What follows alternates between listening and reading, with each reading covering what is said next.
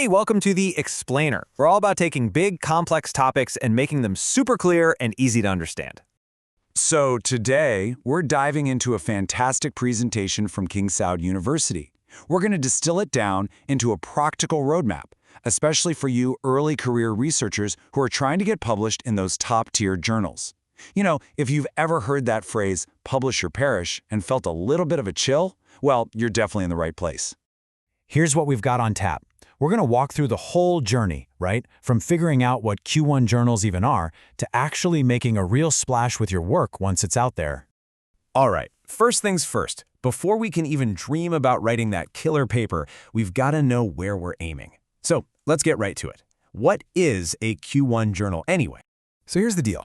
Q1 just means it's in the top quartile, the top 25% of journals in a specific field, based on something called impact factor. You can think of it like the Premier League of academic publishing. Getting your work in one of these journals, that's a huge deal. It means you're getting in front of the most influential eyes in your field. Okay, so we know the goal, Q1. Now, how do we actually get there? This next part is all about laying that crucial groundwork.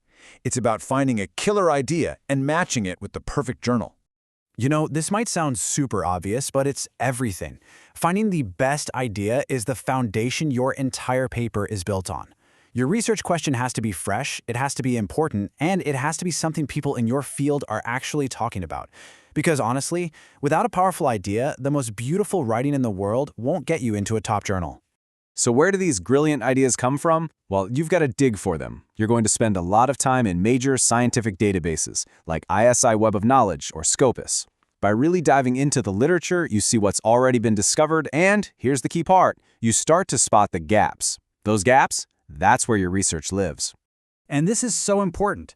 Choosing a journal isn't just about finding a home for your paper. It's about finding the right home. It's a totally strategic move. And here's a great pro tip. Look at your own reference list. The journals you're citing over and over, that's a huge clue. See where the big names in your field are publishing. This is about finding the right audience, the people who will get what you're doing. All right, so you've got this amazing idea, you've picked out the perfect journal, now the real work begins. It's time to actually build your manuscript.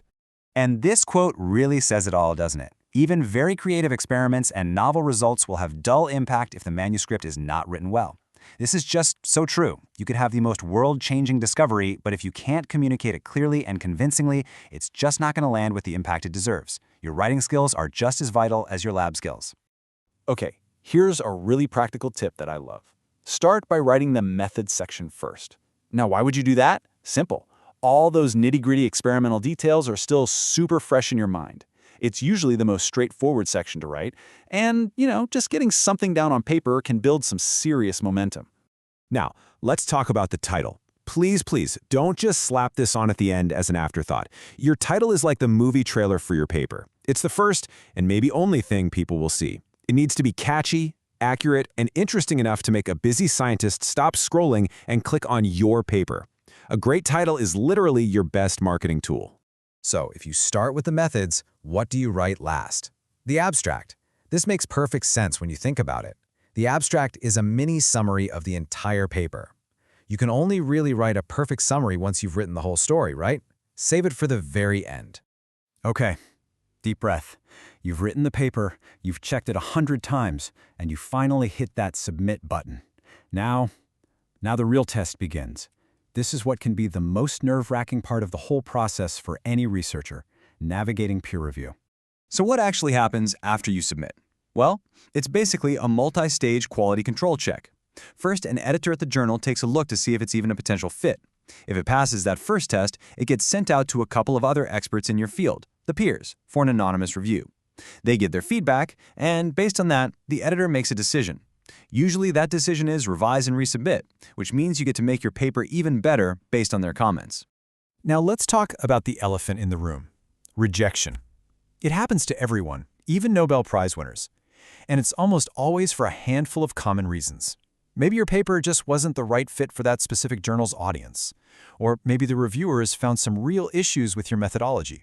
Sometimes the idea just wasn't seen as new or important enough, or hey, maybe the writing just wasn't clear. It's all feedback. So, on the flip side, what's the winning formula? What are editors and reviewers hoping to see? Well, they're looking for work that's new and genuinely important. They want to see high-quality science with data that's presented really clearly. And they want a discussion that's not just a summary of the results, but a deep, logical investigation of what it all means. Yes, you got the acceptance letter. That is a huge moment, and you should absolutely celebrate it. But the journey isn't quite over, because the ultimate goal isn't just to get published. It's to actually make an impact. And what do we mean by impact? It's so much more than just a citation count. True impact means that people actually read your work. They talk about it, they use it, other scientists build on your ideas. It becomes part of that massive, ongoing scientific conversation that pushes our knowledge forward. Of course, we do try to measure this with metrics. The most famous one you'll hear about is the Journal Impact Factor, or IF. All it is, really, is a simple calculation. It's the average number of times articles from a journal get cited over the last 2 years. It's not a perfect measure of a single paper's quality, but it gives you a general idea of a journal's visibility and influence in a field. So at the end of the day, that's what this is all about. Publishing is about sharing what you've discovered and adding your own unique piece to this giant, incredible puzzle of human knowledge. It is definitely a marathon, not a sprint, but hopefully this roadmap gives you a clearer path forward so you can get out there and tell the world the story your research has to tell.